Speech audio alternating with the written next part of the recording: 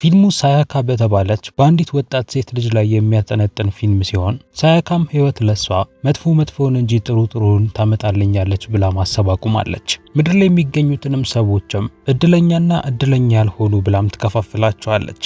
ነገር ግን እሷ እድለኛ ካልሆኑት በታች ሁላ ህይወትን እንዳገኘች አድርጋ ነበር የምታምነው። የሷ የምትለው የቀራት ምንም አይነት የቤተሰብ አባል የለም። ምክንያቱም ደግሞ አባቷ በልጅነቷ የሞተ ሲሆን እናቷ ደግሞ ሌላ ህይወትን ለመምራት ስትል እሷን ጥላት ልትሄድ ትችላለች። ከዛ በተጨማሪ ደግሞ በስራ ቦታዋ ላይ ነገሮች እንዳሰበችው እየሄዱላት አልነበረም። ሳያካም በሪል ስቴት ኤጀንትነት የምትሰራ ሴት ስትሆን ነገር ግን በስራዋ ላይ የተለያዩ በደሎች ይደርሱባት ነበር። በየቀኑ የምታደርገው ህይወትም የሚያስጠላና ልዩነት የሌለውም ሆኖባታል። ረጅም ጊዜዋንም ታሳልፍ የነበረችውም ብቻዋን ነበረ። ምንም የቅርብ ጓደኛ ፍቅረኛም ቢሆንም አልነበራትም። ቤት ውስጥ ራሱ ምግብ ለማብሰል ትቸገር ስለነበረ በየቀኑ በሚባል መልኩ ምግብ ትበላ የነበረው ከስቶር እየገዛች ነበረ። በአንደኛው ቀን ሌሊት ላይም የሆነ ነገር ይፈጠራል። ሳያካም በህልሟ ብቻዋን እየተራመደች በነበረችበት ሰዓት ላይ ድንገት ከቤቷ ውጪ ላይ ተቀምጦ የነበረን ሰው አግኝታ እሱን ቀርባ ስትመለከተው ነበረ። ከዚህ በፊትም አንድም ቀን አይተው አታውቅም ነበረ። ነገር ግን እሱ ትንሽ እንዲሞቀው እሷ ቤት መግባት ይችል እንደሆነ ሲል ይጠይቃታል።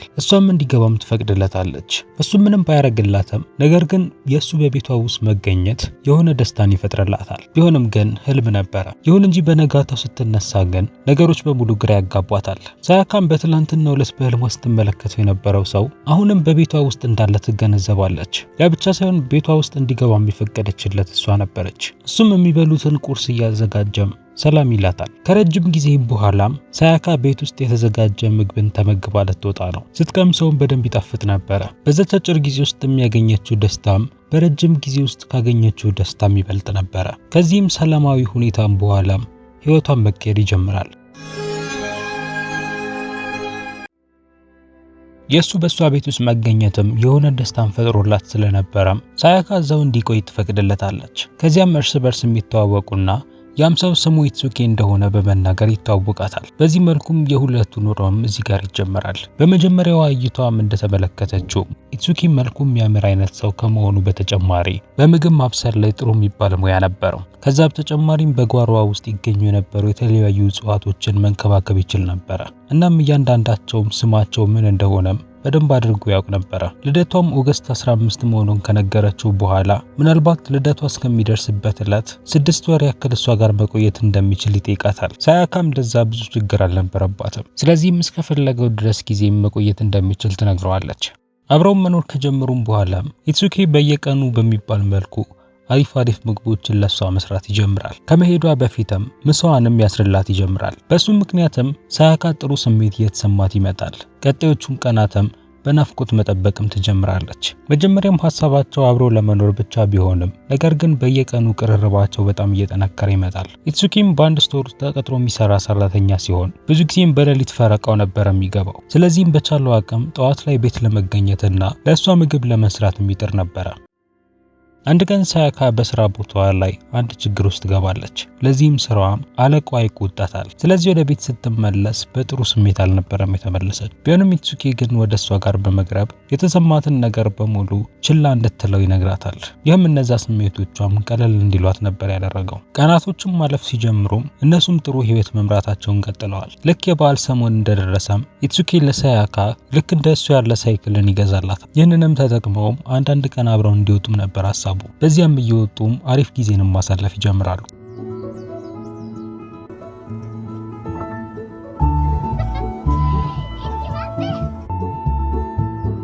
ከሱም ጋር አሪፍ ጊዜ እያሳለፉ በነበሩበት ጊዜ ላይ ሳያካ አንዳንድ አዳዲስ ነገሮችን መመልከት ትጀምራለች።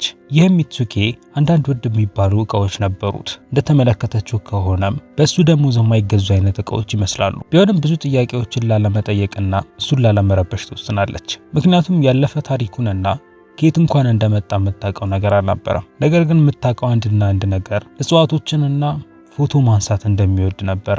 የበለጠ ደግሞ ያስደንቃት የነበረው ነገር እንዴት ያገኛቸውን እጽዋቶች በሙሉ ወደሚጣፍጥ ምግብነት መቀየር እንደሚችል ነበረ። ምንም አይነት የተለየ ቅመም እንኳን ሳይጠቀም አሪፍ የሆነ ምግብን መስራት ይችል ነበረ።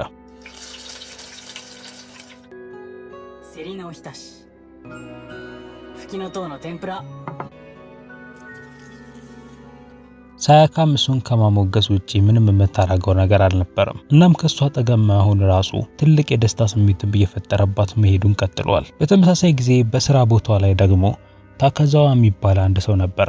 እሱም ከሳያካ ጋር በሚሰራበት ጊዜ ላይ የሆነ ስሜት ለሷ ነበረው። በቻለው አቅምም ወደ እሷ ለመቅረብ የሚሞክር ነበረ። ቢሆንም ሳያካ ግን ከሱ ጋር መሆን አትፈልግም ነበር። ሐሳቧም ሙሉ ለሙሉ የነበረው ኢትሱኪ ላይ ብቻ ነበረ። ስለሱ ማሰብ ራሱ የነበራትን ስሜት ወደ ጥሩ ስሜት ይቀየርላት ነበረ። ቀናቶች ሲያልፉ ቅርርባቸውም እየጠነከረም ይመጣል። በእረፍት ጊዜያቸውም ሳይለያዩ አንድ ላይ ነበር የሚያሳልፉ።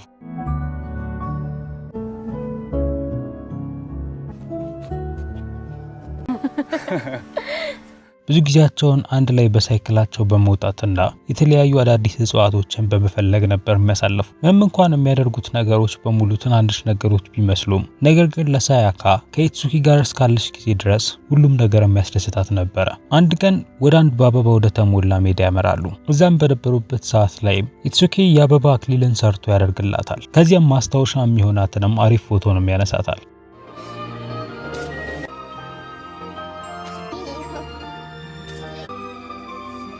ያም ቀን ለሷ ትልቁ የደስታ ቀን ነበረ። ቀኑ ራሱ ባይመሽ ደስ ይላት ነበር። ቢሆንም በህይወቷ ውስጥ የነበሩት ነገሮች በሙሉ ለረጅም ጊዜ የሚቆዩ አልነበሩም። በስራ ቦታ ላይም ሳያካ በድጋሚ ሌላ ችግር ውስጥ ገባለች።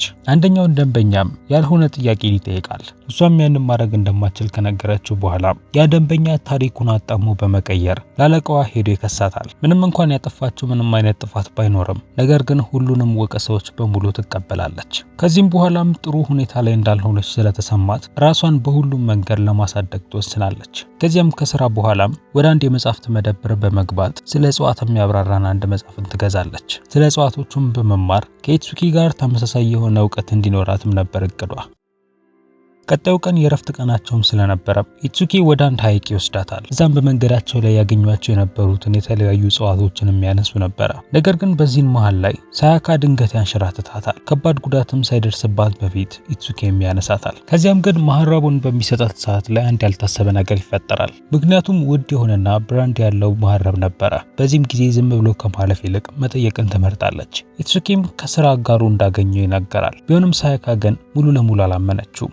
ሁኔታው በመጠራጠርም በድብቅ ስራ ቦታው ድረስ ትከታተለዋለች። እዛም በደረሰችበት ሰዓት ላይ ኢትሱኪ ከአንደኛው የስራ አጋሩ ጋር በቅርበት ሲያወራ ትመለከተዋለች። ኢትሱኪም ልክ በተመለከታት ሰዓት ላይ ሳያካ ወዲያውኑ ከዛ ትሄዳለች። ኢትሱኪም ወደ እሷ ጋር በመቅረብ ነገሮችን ለማስተካከል ይሞክራል። ቢሆንም ሳያካ ግን የሚሰማትን ነገር መደበቅ አልቻለችም። ስሜቷን ልትደብቅ ብትፈልግም፣ ነገር ግን ውስጥ ለውስጥ እሱን ከሌላ ሴት ጋር በማየቷ ቀንታለች። ከዚያም በኋላም ነገሮች በትንሹም ቢሆን መቀየር ይጀምራሉ።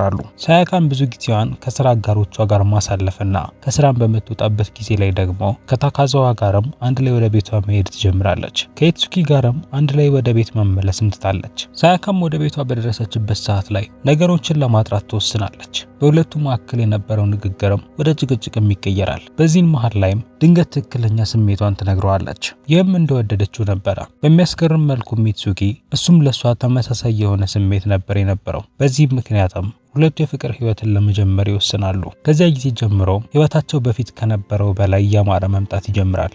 አሁን ጥንድ እንደመሆናቸው ቀናቸውን አብረው ነበር የሚጀምሩት። እነዛም ነገሮች ደግሞ ሁለቱንም ያስደሰቷቸው የነበሩ ነገሮች ናቸው። አንድ ቀን ላይ ሳያካ ኢትሱኪ የአበቦቹን ኤግዚቢሽን እንዲካፈል ትነግረዋለች። ይህም ኤግዚቢሽን የተዘጋጀው ታዋቂ አርቲስት በነበረው ሪዩሜ ቶሜ ነበረ። ከእጽዋት ጋርም የተያያዘ ነገር ስለሆነም እሱን ሊያስደስተው ይችላል ብላ አስባ ነበረ። ቢሆንም ኢትሱኪ ግን ያንን ሀሳቧን ውድቅ ያደርግባታል። የነገራትን ብዙ ትኩረት የሚያደርገው አበቦች ላይ ሳይሆን የዱር እጽዋት ላይ እንደሆነ ነበረ። ጊዜው የሄደ እንኳን ሳይመስላቸውም 6 ወራት ያልፋሉ። በሳያካ ልደት ላይም ኢትሱኪ ቤት በሰራው ኬክ ያከብርላታል። ሳያካም በኬኩ ላይ በተጠቀማቸው ነገሮች ትገረማለች። ከበፊቱ በተለየ መልኩም በደስታ ከሱ ጋር ልደቷን በማክበሯን በጣም ትደሰታለች። ነገር ግን ይህም ደስታ እሷ ጋር ብዙ የሚቆይ አልነበረም። በቀጣዩ ቀንም ኢትሱኪ ድንገት ከዛ ቤት ይሄዳል። በአካል ያልተሰናበታት ሲሆን ነገር ግን በትንሽዬ ወረቀት ላይ የሆነ ደብዳቤ ጽፎላታል። ይህም እንደሚያመሰግናት የሚናገር ብቻ ነበረ። ሳያካም በሰዓቱ ትደነግጣለች። በየቦታው በተፈለገውም ነገር ግን ልታገኘው አልቻለችም። ስለሄደበት ቦታ የሚናገር የሆነ መረጃን ካገኘው በሚልም ወደ ስራ ቦታውም ታመራለች። ቢሆንም ግን እዛም አልነበረም።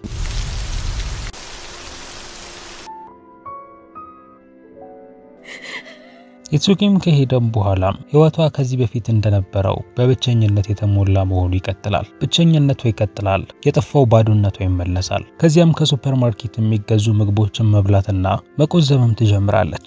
ከዚያም አንድ ቀን ከኢትሱኪ ጋር ከዚህ በፊት ስታወራና ስትሰራ የነበረችዋን አንዲት ሴትን ተመለከታለች። ያላት እድልም ይሄ ብቻ ሊሆን እንደሚችልም በማሰብ ሳያካ በድብቅ ያቺ ሴት ለመከተል ትወስናለች። ሐሳቧም ኢትሱኪ የት እንደሚሆን ለማጣራት ነበረ። ቢሆንም ነገሮች ግን እንዳሰበችው አልሄዱላትም። ያቺም ሴት ከኋላዋ ስትከታተላት እንደነበረ ተመልክታት ስለነበር ለፖሊሶች እየተከታተለቻት እንደሆነ በመናገር በድንገት ታስይዛታለች። በጣቢያው ውስጥም ሳያካ ማልቀስና በውስጧ የያዘችውን ነገር በሙሉ ዘርግፋ መናገር ትጀምራለች። ይህም ኢትሱኪን ለማግኘት ምን ያክል እየጣረች መሆኑን የሚናገር ነበረ። ቢሆንም ግን ከየት መጀመር እንዳለባት እንኳን አታውቅም ነበር።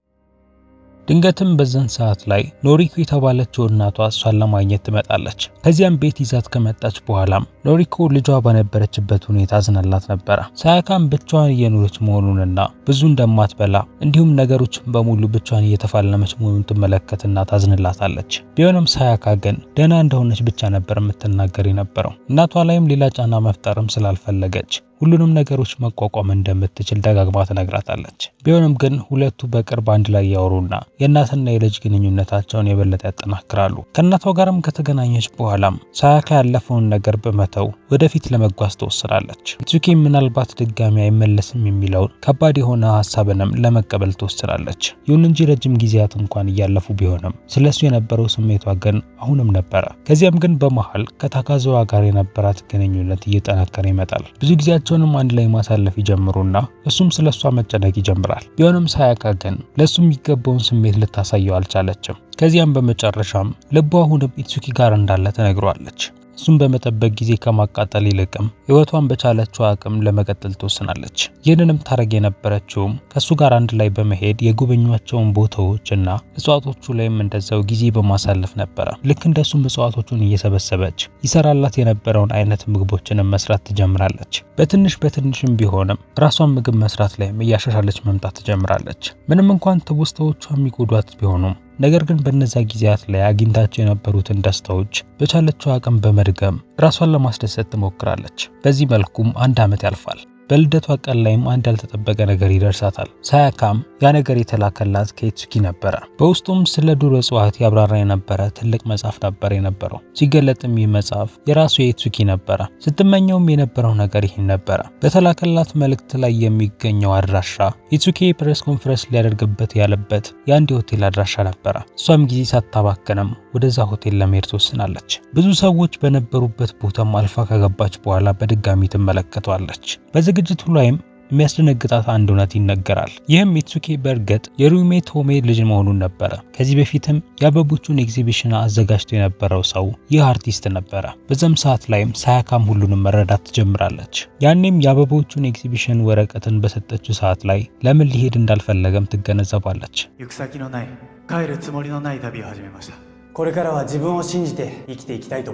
በንግግሩ ላይም ኢትሱኪ የቤተሰቡን ሀብት እንዲወርስ የተነገረው ቢሆንም ነገር ግን እሱ ይፈልግ የነበረው ህይወት ያንን አልነበረም። ስለዚህም ሁሉንም ነገር እዛው ባለበት በመተው የራሱን የህይወት መንገድ ለመምረጥ ወስኗል። የውስጡን ስሜቱን በመከተልም ረጅም ርቀትም ቢሆን እየተጓዘ ስለ ዱር እጽዋት እንዳጠናና በዚህ መልኩም የራሱን መጽሐፍም ሊያተም እንደቻለም ይናገራል። ይህን ሁላም ከሰማች በኋላም ሳያካ ከቦታው ለመሄድ ትወስናለች። በመንገዷም ሁለቱም የመጡት ከተለያየ ዓለም እንደሆነ ትገነዘባለች። ስለዚህም ከዚህ በኋላ እሱ ተመልሶ ከሷ ጋር ህይወት ይኖራል ብላ ማሰቧን መተው እንዳለባት ትገነዘባለች። ይሁን እንጂ እሷ ግን በቀላሉ እሱን መርሳት አልቻለችም ነበር። እንዴት እጽዋቶችን ይወድ እንደነበረ፣ እንዴትም ምግብ ይሰራላት እንደነበረም ማስታወሷን አልተወችም። አብረውም ከሱ ጋር አሳልፈው የነበሩትም ጊዜያትም እንዲሁም ይረሱ አልነበሩም።